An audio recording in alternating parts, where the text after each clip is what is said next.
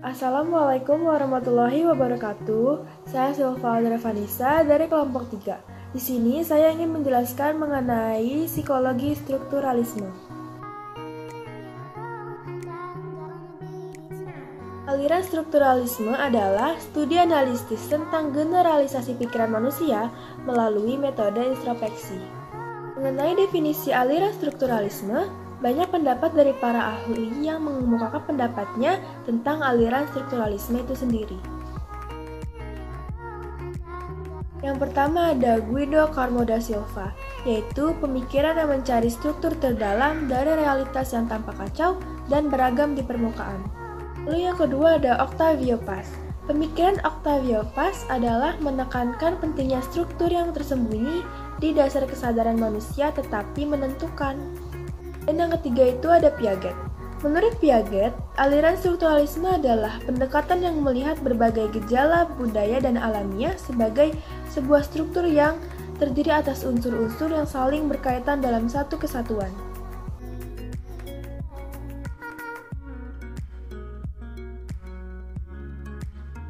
Selanjutnya ada sejarah aliran strukturalisme. Pada tahun 1879, seorang fisiolog Jerman yang bernama Wilhelm Wundt menciptakan psikologi sebagai ilmu pengetahuan yang berdiri sendiri. Menurut Wundt, untuk mempelajari gejala-gejala kejiwaan, kita juga harus mempelajari isi dan struktur jiwa seseorang. Metode yang digunakan adalah introspeksi atau elemen mawas diri. Untuk pertama kalinya, Wundt mengadakan eksperimen. Ia meneliti gejala sensasi dan khayal. Sebab itulah, aliran strukturalisme muncul atas kerja keras Wilhelm Wundt, dan ia mendapat sebutan Bapak Psikologi karena telah mendirikan laboratorium psikologi pertama di Jerman. Wundt dan pengikut-pengikutnya disebut strukturalis karena mereka berpendapat bahwa pengalaman mental yang sebenarnya adalah struktur yang terdiri atas keadaan-keadaan mental yang sederhana.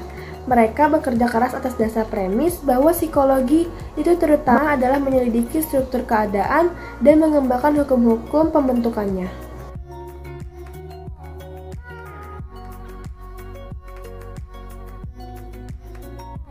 Selanjutnya ada ciri-ciri.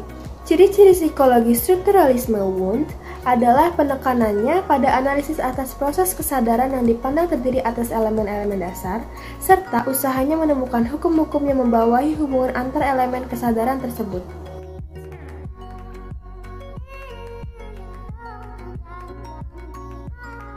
Ada konsep strukturalisme. Ada 3 konsep strukturalisme, yaitu yang pertama, menggambarkan komponen-komponen kesadaran sebagai elemen-elemen dasar.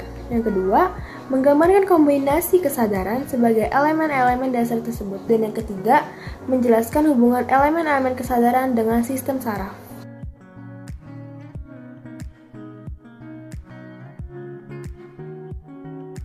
Lalu yang terakhir ada tokoh-tokoh dari aliran strukturalisme. Yang pertama ada Wilhelm Wundt, lalu yang kedua ada Edward Bradford Titchener, dan yang ketiga ada Hermann Ebbinghaus. Sekian penjelasan saya mengenai definisi aliran strukturalisme. Untuk tokoh-tokohnya akan dijelaskan oleh teman-teman saya. Maaf jika ada kesalahan materi dan kata. Wassalamualaikum warahmatullahi wabarakatuh. Assalamualaikum warahmatullahi wabarakatuh. Nama saya Siti Lintang Tiaranisa. Saya di sini akan menjelaskan tentang tokoh Wilhelm Wundt.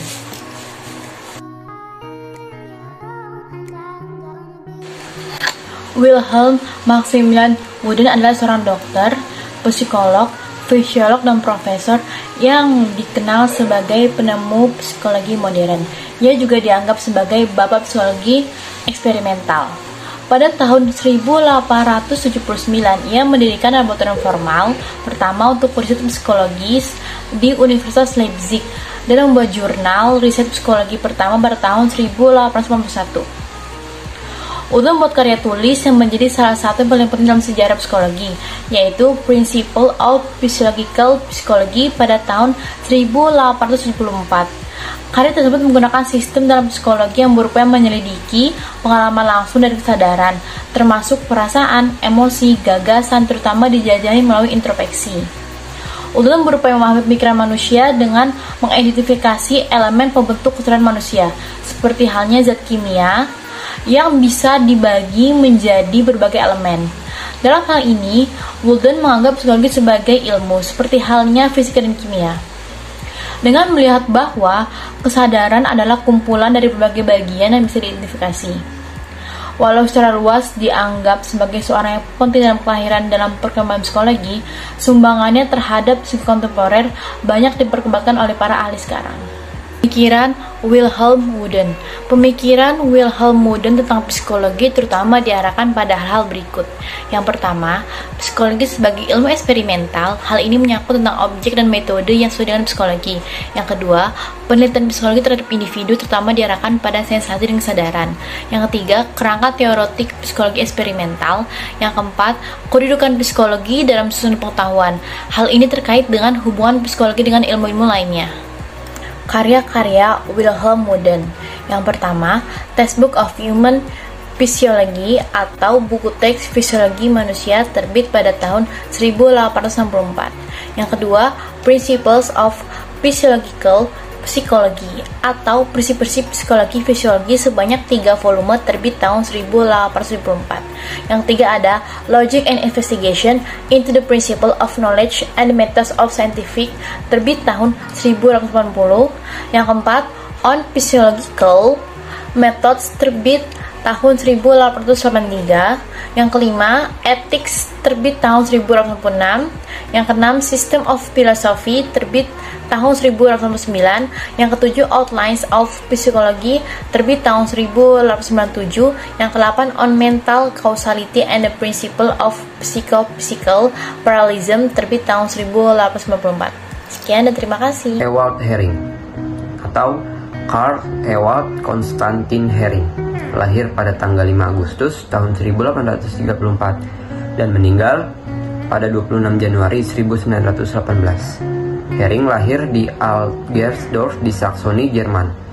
Ia adalah seorang ahli fisiologi Jerman yang melakukan banyak penelitian tentang penglihatan warna, persepsi binokular, dan gerakan mata. Dia mengusulkan teori warna lawan pada tahun 1892. Selanjutnya, perjalanan Ewald Hering. Dia dibesarkan dalam keluarga yang miskin. Putra seorang pendeta Lutheran, Hering menghadiri gimnasium di Zittau dan memasuki Universitas Leipzig pada tahun 1853. Di sana ia belajar filsafat, zoologi, dan kedokteran. Dia menyelesaikan gelar MD pada tahun 1860. Setelah lulus, ia berlatih sebagai dokter di Leipzig dengan sedikit waktu untuk melakukan penelitian dan bahkan sumber daya keuangan yang lebih lengkap. Ia beralih ke penglihatan teropong dan masalah horopter. Di sana, ia mewujudkan komunitas ilmiah ketika ia menerbitkan sebagai ilmuwan yang sama sekali tidak dikenal derivasi matematikanya sendiri dan horopter secara independen dari Hermann von Helmholtz, yang pada saat itu dianggap sebagai salah satu ilmuwan dan matematikawan Jerman yang terbaik. Kontribusi Ewald Hering terhadap psikologi. Hering memberikan kontribusi yang signifikan terhadap bidang fisiologi serta psikologi. Secara khusus, ia menunjukkan dengan muridnya Breuer refleks Hering-Breuer atau bahwa artifisial menggembungkan paru-paru memicu sinyal otomatis memicu kadaluarsa. Kemudian, mengempiskan paru-paru secara bergiliran memicu sinyal baru yang menginduksi respirasi, yaitu inspirasi dan kadaluarsa adalah lingkaran refleks tak berujung yang memicu satu sama lain. Dia juga menunjukkan beberapa teori-teori dari Ewald Hering. Selanjutnya teori-teori Ewald Hering. Yang pertama adalah color theory. Hering malah berpendapat bahwa sistem visual bekerja berdasarkan sistem kelonggaran warna. Buktinya berasal dari eksperimen adaptasi warna dan pengamatan linguistik bahwa nama warna tertentu tidak dapat digabungkan menjadi satu. Dalam model ini, warna dirasakan melalui mekanisme yang sensitif terhadap 3 pasang warna lawan: merah, hijau, kuning, biru, dan putih hitam. Yang kedua adalah gerakan mata. Penggambaran prediksi untuk memfokuskan kembali stimulus Muller dengan mata bergerak secara independen atau mata mengikuti hukum Hering tentang innervation yang sama. Hering lebih lanjut mempelajari gerakan mata. Dia mengembangkan hukum Hering tentang innervation yang sama untuk menggambarkan konjugasi gerakan mata pada hewan. Menurut hukum ini, gerakan mata selalu sama dalam intensitas di kedua mata tetapi tidak ke arah. Hermann Ebbinghaus lahir pada tahun 1854 24 Januari dan meninggal pada bulan 26 Februari dan tahun 1909. Ia adalah sebuah psikolog asal Jerman yang merupakan salah satu pelopor psikolog eksperimental dan studi mengenai memori dan kemampuan mengingat. Ebbinghaus dilahirkan di Barmen, sekarang merupakan bagian dari kota Wuppertal, Jerman.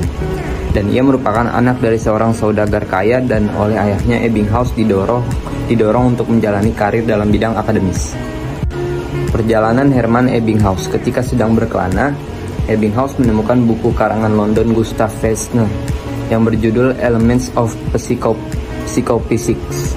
Penemuan buku ini merupakan pemicu minat Ebbinghaus untuk memulai studi psikologi eksperimental, terutama dalam bidang memori. Pada tahun 1878, Ebbinghaus memulai eksperimen memorinya pada tahun 1885. Dia mempublikasikan sebuah monograf yang berjudul Über das Gedächtnis yang diterjemahkan dalam bahasa Inggris, yaitu A Contribution to Experimental Psychology. Ia juga dikenal sebagai bapak dari studi ilmiah tentang memori. Memori bukan satu-satunya aspek yang diselidiki oleh Ebbinghaus. Pada tahun 1890, ia akan mulai tertarik dan bekerja pada indera penglihatan, khususnya persepsi warna. Bersama Koenig, ia akan menemukan publikasi itu Zeitschrift untuk Psikologi der Sinnesorgane, berfokus pada sensoperception baik dari perspektif psikologis dan fisiologis. Dalam aspek ini juga menyoroti studi ilusi optik, menemukan bahwa persepsi ukuran suatu benda bervariasi sesuai dengan ukuran orang-orang di sekitarnya. George Muller. Ia lahir di Jerman pada tanggal 20 Juli 1850 dan meninggal pada tanggal 23 Desember 1934. Ia lulusan Leipzig University dalam bidang filsafat dan sarjana pada tahun 1873. Ia menggapai gelar dokter dengan tesis yang berjudul Sensory Attention, dan itulah yang mengangkat dia sebagai tokoh psikologi. Pemikirannya, dia mengemukakan pendapatnya sendiri tentang hukum psikofisik dari hubungan antara persepsi dan rangsangan saraf. Dia mengatakan bahwa persepsi menimbulkan jejak-jejak tertentu pada otak, seperti lensa kamera yang menimbulkan jejak-jejak gambar tertentu pada film dalam kamera. Sekian penjelasan saya. Berikutnya, tokoh psikologi struktural yaitu Oswald Kolb. Biografi Oswald Kolb. Lahir di Kandau pada tanggal 3 Agustus 1902 dan meninggal pada tanggal 30 Desember 1919 di Mainz. Pada awalnya adalah seorang sejarawan, kemudian dia belajar psikologi pada Witten Leipzig, lalu belajar pada GM Müller di Göttingen. Pada tahun 1997 mendapat gelar dokter dan telah menjadi asisten dosen muda selama 8 tahun. Lalu dia menjadi profesor di Würzburg dan mendirikan laboratorium dan kemudian dia bersekutu dengan psikologi Würzburg. Pemikiran Oswald Kolb. Pemikiran Kolb yang terbesar adalah meletakkan dasar dari nama berpikir. Dia mempunyai suatu kertas kerja yang berjudul On the Modern Psychology of Thought. Dia membuatkan bahwa proses berpikir yang tinggi tidak terkait pada penginderaan dan dapat berpikir secara eksperimental. Berbeda dengan Wooden yang berpendapat bahwa setiap proses berpikir hanya dapat terjadi melalui penginderaan atau bayangan, image dari penginderaan itu. Kolb telah mengadakan eksperimen dengan menggunakan metode introspeksi eksperimental yang sistematis, di mana orang yang sedang melakukan percobaan diminta untuk menceritakan kembali penglihatannya selama 8 menit. Dengan metode itulah dia berhasil membuktikan proses pikiran bebas dari penginderaan atau sensation free. Karya-karya Oswald Kolb. Yang pertama ada di Philosophy of the Press in Germany, yang kedua ada Introduction to Philosophy, dan yang ketiga ada Vorlesungen over Psychology. Berikut sumber-sumbernya. Sekian, terima kasih. Ya, Gajis, NIM saya 06035211055. Di sini saya akan menjelaskan tentang salah satu tokoh aliran psikologi strukturalisme, yaitu Edward Bradford Titchener atau biasa dipanggil dengan Titchener. Latar belakangnya, Titchener lahir di Inggris pada 11 Januari 1867. Kemudian pada 1885 ia mulai belajar di Oxford. Awalnya dia hanya fokus pada bidang biologi, tapi ia segera beralih ke studi psikologi komparatif. Selama di Oxford ia mulai membaca tulisan Wundt, kemudian menjadi murid Wundt dan sering dikreditkan dengan memperkenalkan aliran pemikiran strukturalisme. Dan pada akhirnya Titchener meninggal pada 3 Agustus 1927 di New York, Amerika. Pada pemikiran dari Tishner, menurut Tishner, kita lebih baik fokus meneliti elemen-elemen mental atau pikiran dan hubungan mekanisnya melalui proses asosiasi. Tishner pun menolak pandangan Wundt mengenai apresiasi dan emosi. Menurut Tishner, yang pertama, mereduksi pengalaman kesadaran manusia menjadi komponen-komponen yang lebih sederhana. Kedua, menentukan hukum-hukum yang berlaku untuk elemen tersebut. Dan yang terakhir, menghubungkan elemen-elemen tersebut dengan kondisi fisiologisnya. Sekian penjelasan. Assalamualaikum warahmatullahi wabarakatuh. Saya Silva Adra Vanessa. Di sini saya ingin menjelaskan tokoh dari psikologi strukturalisme yaitu Karl Baller. Karl Baller lahir pada 27 Mei 1879 di Mechelsinn-Baden, Jerman, dan meninggal pada 24 Oktober 1963 di Los Angeles, California, Amerika Serikat. Ia adalah seorang psikiater dan psikolog Jerman yang terkenal terutama karena studinya tentang proses berpikir. Karl Baller adalah seorang psikolog Amerika Serikat yang berasal dari Austria. Ia merupakan salah satu tokoh terkenal dari Würzburg School. Ia lahir dari keluarga miskin di dekat Heidelberg. Ketika ia mengambil studi, awalnya ia sempat ingin mengambil teologi, tetapi ia juga tertarik pada bidang matematika. Pada akhirnya, ia lulus dari Freiburg sebagai dokter pada tahun 1903. Dengan topik disertasinya adalah Color Perception atau persepsi berwarna. Kemudian, ia lulus dari Strasbourg di jurusan psikologi dan bekerja di kampus itu pada fakultas yang sama sampai ia pindah ke Würzburg pada tahun 1905. Pada tahun 1909, ia pindah ke Bonn dan mengembangkan psikologi serta teori Gestalt. Sebelum Perang Dunia II pecah, ia sempat ditangkap oleh Nazi sehingga memaksanya mencari suaka ke Oslo pada tahun 1938. Selanjutnya teori Baller. Teori kebahasaan yang dikembangkannya berpatokan pada pendekatan-pendekatan yang sudah terlebih dahulu dikemukakan oleh Plato, John Stuart Mill, ataupun Husserl. Percobaan yang ia lakukan terhadap binatang juga menjadi landasan untuk teori kebahasaannya pada manusia. Karl Baller merancang model yang kita kenal dengan istilah organon model. Dalam bahasa Yunani, organon berfungsi sebagai alat untuk menginformasikan sesuatu dari seseorang kepada orang yang lainnya. Baller menyebut ada 3 buah komponen pada saat terjadinya komunikasi, yaitu pengirim, penerima, dan informasi, atau sender. Sebagai komponen keempat, ia menyebut dengan fenomena akustik atau acoustic phenomenon, yaitu mengenai pengaruhnya terhadap situasi komunikasi serta kontribusinya terhadap pemahaman dalam berkomunikasi tersebut.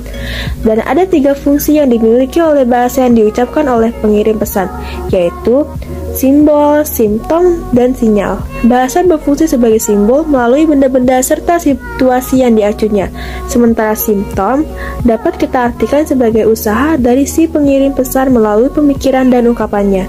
Terakhir, sinyal bisa dipahami sebagai bentuk bahasa yang disampaikan pada penerima pesan sebagai perintah. Oleh karenanya, Baller menyebut 3 komponen dalam berkomunikasi pada manusia, yaitu ungkapan, perintah, dan representasi. Selanjutnya, karya Baller.